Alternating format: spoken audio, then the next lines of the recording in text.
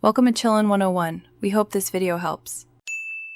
You begin by turning data into an Excel table so ranges update automatically. This matters because slicers need structured sources.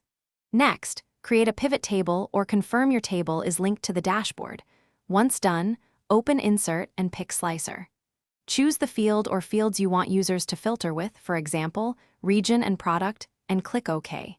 You do this now to make the slicer interactive and persistent across refreshes, which keeps the dashboard responsive and consistent. Once the slicer appears, position and size it for clear visibility, and open Slicer tools to set columns and styles. This improves usability. Make sure to use report connections or slicer connections to link that slicer to every pivot table on your dashboard so one control filters many visuals. Also set selection controls.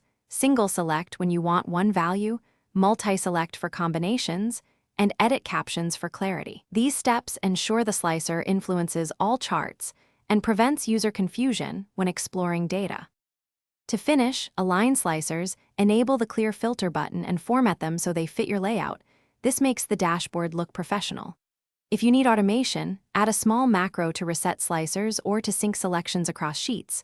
Once done, schedule refreshes or use workbook events. If slicers stop filtering, check the table range and pivot cache, then verify report connections. Often a quick reconnect fixes it. One troubleshooting tip: refresh the pivot tables and re-establish connections. Thanks for watching. Consider subscribing if we helped you.